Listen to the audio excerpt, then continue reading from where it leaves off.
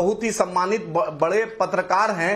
कल जो छतरपुर में जो घटना हुई है, एक साहेब का जो मकान को बुलडोजर से तोड़ दिया गया, शाहिद साहब का, कांग्रेस के लोगों से आप पूछिए कि दिग्विजय सिंह, कमलनाथ और या जीतू पटवारी का घर होता तो पूरा कांग्रेस पार्टी रोती। मुसलमानों अरे तो थाने पर जाकर पत्थरबाजी करेंगे? नहीं आदिल ये प्लीज, मैं बार बार कहता हूं, आपको अतीक में मुस्लिम दिखता है, आपको मुख्तार में मुस्लिम दिखने लगता है, ठीक है, आपको उस आदमी में मुस्लिम दिखाई देगा जो थाने पर जाकर पथराव करेगा और घर और कोठी बना लेगा अवैध कब्जा की हुई जमीन पर। तो पुलिस क्या करेगी? जाकर वहां पर फूल माला अर्पित करेगी क्या? अवैध निर्माण बुलडोजर से ही गिरता है और वही अश्व होता है जो छतरपुर में हुआ। तो इसलिए ये मुसलमान वाली दलील मत दिया करिए। बॉस सुन लीजिए, बॉस एक बात बोल, जो आज साहिबे मसनद है वो कल नहीं न होंगे। अरे फिर भाई बात है, नहीं यार है जाति मकान। हाँ तो ठीक है, सरकारें आती जाती रहती है और अवैध निर्माण हर सरकार में बुलडोजर से ही गिरता है। अवैध निर्माण हर सरकार में बुलडोजर से ही गिरता है। चलिए प्रदीप भंडारी इनको अतीक में मुस्लिम, इनको मुख्तार में मुस्लिम दिखा था, आज इनको छतरपुर में मुस्लिम दिख रहा है अवैध कब्जा पर करके जमीन। लेकिन मैं उधर नहीं जाना चाहता हूं। सवाल यह है कि आप लोग वक्फ बिल लेकर आए और एक नेक्सस काम कर रहा है कि ये पूरी तरीके से एंटी मुस्लिम है, मुस्लिमों का सरकार सब छीनेगी, मदरसा, जमीन, सब कुछ, पूरा एंटी मुस्लिम कैंपेन है। ये मदन लाल, ये जो मुख्यमंत्री है मोहनलाल यादव को, ठीक है, जवाब सुनिए, एंटी मुस्लिम कैंपेन है तो ठीक है, उसको पता, ठीक है। आदिल प्लीज, प्रदीप भंडारी बोलिए। मेरा निवेदन है, ये जो AIMIM के सदस्य हैं इनको कहिए कि ये भाजपा के प्रवक्ता बनने का प्रयास ना करें। इनने अपनी बात रखी, मैंने सुना, अब ये शांतिपूर्वक मेरी बात सुन सकते हैं। राकेश जी, टाइम्स नाउ के दर्शकों को मेरा नमस्कार और आपके शो में जुड़ने के लिए बहुत बहुत धन्यवाद। मैंने मदनी जी के स्टेटमेंट को सुना राकेश जी, और आपकी रिपोर्ट को भी देखा। उसमें गौर करने वाली बात यह है कि ये लोग कह रहे हैं कि ये बहुत भारी मात्रा में मुसलमानों को सड़कों पर लाने का प्रयास करेंगे।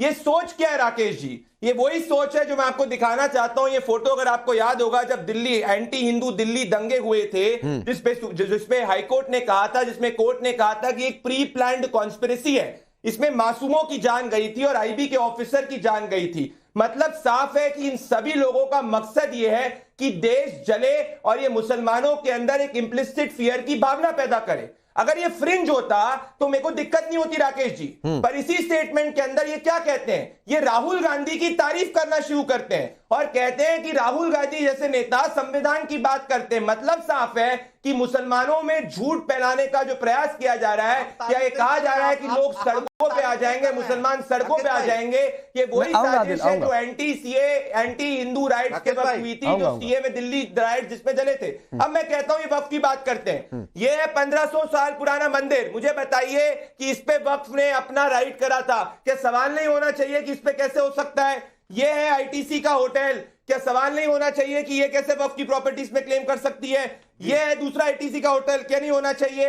ये है जवाहरलाल नेहरू स्टेडियम, क्या इस पे सवाल नहीं होना चाहिए कि वक्फ जो है वो इसको किस तरीके से आगे बढ़ा रहा है? तो सवाल यह है कि संविधान के अंदर अगर कोई भी संविधान को पढ़ेगा या पहला वक्फ एक्ट पढ़ेगा, उसके अंदर वक्फ कोई एक लैंड माफिया के रूप में नहीं था। सच्चर कमेटी की रिपोर्ट जब आई थी उसमें साफ था कि वक्फ जो है उसके तहत एक लैंड माफिया बनने का प्रयास किया था, जिसमें गरीब मुसलमानों का कोई फायदा नहीं हुआ था। तो आज ये जो भी लोग इसका विरोध कर रहे हैं, ये मुसलमानों के विरुद्ध है, ये महिलाओं के विरुद्ध है। और ये सोच आदिल बोलिए, आप क्या कहना चाह रहे हैं, फिर मैं आगे बढ़ता हूं। जब राजीव गांधी बोलिए आदिल, बोलिए। सुप्रीम कोर्ट ने महिलाओं की बात, प्रदीप भंडारी सुनिए एक बार आदिल को, फिर जवाब दीजिए। 10 सेकंड में बात कंप्लीट करूंगा। जब महिलाओं की बात करी थी, 10 सेकंड में को बात कंप्लीट। अच्छा ठीक है पूरी करिए। जब महिलाओं की बात करी थी सुप्रीम कोर्ट ने, राजीव गांधी की सरकार ने वो बिल को हटाया था और गरीब मुसलमान शाहबानो वो तड़पती रह गई इंसाफ के लिए। तो ये मुसलमान विरोधी। ठीक है प्रदीप भाई रुक जाइए, रुकिए, अब बोलिए आदिल बोलिए।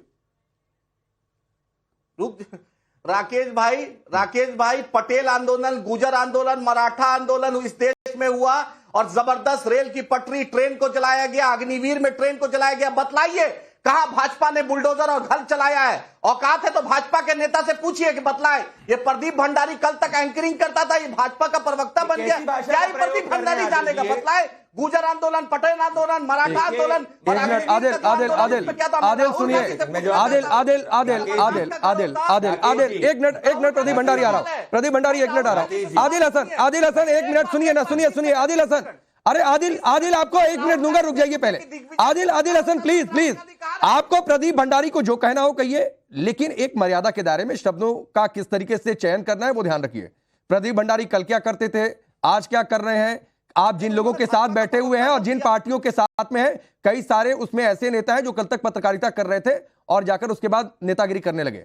तो कल क्या कर रहे थे मुझे उससे मतलब नहीं है। खैर प्रदीप भंडारी चाहे तो जवाब इसका देंगे। राकेश भाई, हाँ राकेश भाई मेरा सवाल, राकेश राकेश भाई आपका सवाल नोटिस हो गया, जवाब सुन लीजिए आदिल। अपोजिशन से और कांग्रेस पार्टी से। राकेश जी मैं जवाब नहीं दूसरी सवाल है मेरा। अच्छा प्रदीप उनका दूसरा सवाल भी सुन लीजिए उनका दूसरा सवाल एक साथ जवाब दीजिए। पटवारी का होता तो आज आवाज उठाता, लेकिन मुसलमान का घर है तो आज राहुल गांधी के मुंह में चुप्पी धरी है। ठीक है, और राहुल गांधी कुछ नहीं बोल रहे हैं। तो सर राहुल गांधी से जाकर पूछिए ना आदिल हसन, राहुल गांधी से जाकर पूछिए। फिलहाल अब आपने जो प्रदीप भंडारी से पूछा था उसका जवाब सुनिए। आप रुक जाइए Adil, Adil please, Adil please please बोलिए प्रदीप भंडारी। ये बीजेपी की सरकार से। अरे रुक जाइए आदिल प्लीज भाई, रुकिए सुना। देखिए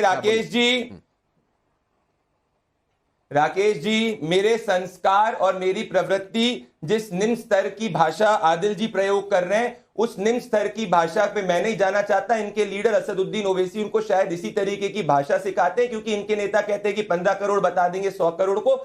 तो मैं इनके ऊपर नहीं जाना चाहता, डिबेट मेरे ऊपर नहीं है, देश की जनता देख रही है। मेरा सीधा सवाल है कि अगर मुसलमानों का भला असदुद्दीन ओवैसी ने करा तो मैं ओपन चैलेंज देना चाहता हूं, अगर आदिल हुसैन के पास 100 करोड़ रुपए होंगे तो क्या वो असदुद्दीन ओवैसी की कॉन्स्टिट्यूएंसी के अंदर जहां मुसलमान पीड़ित हैं वहां जाके घर लेंगे कि जोरबाग के अंदर घर लेंगे? ये सब के सब लोग मुसलमानों के ऊपर भय का मादक करते हैं, गरीब मुसलमानों का हक छीनते हैं और ये बात करेंगे संविधान की। ये सब के सब लोग इंडिया अलायंस के असदुद्दीन ओवैसी तमाम लोग मुसलमान विरोधी है। मेरा सवाल बताइए, क्या महिलाएं होनी चाहिए कि नहीं वक्फ बोर्ड के अंदर डिसीजन मेकिंग में होनी चाहिए? ये महिलाओं का विरोध करते हैं। क्या गरीब मुसलमान बाकी नहीं होना चाहिए, पछताना नहीं होना चाहिए? होना चाहिए, इनका विरोध करते हैं। अरे संविधान तक का विरोध करते हैं, 1954 के वक्फ एक्ट का विरोध करते हैं। तो ये निम्न स्तर की भाषा का प्रयोग करे, मुसलमान समाज के विरुद्ध है, ये कॉन्स्टिट्यूशन के विरुद्ध है। उनके पास एक तथ्य का जवाब। ठीक है आदिल, आदिल आऊंगा मैं। 2 राउंड आप लोगों के पास हो लिया, 3 मेहमान अभी वेट कर रहे हैं। मुसलमान नहीं आदिल प्लीज 30 सेकंड के चक्कर में फिर डिबेट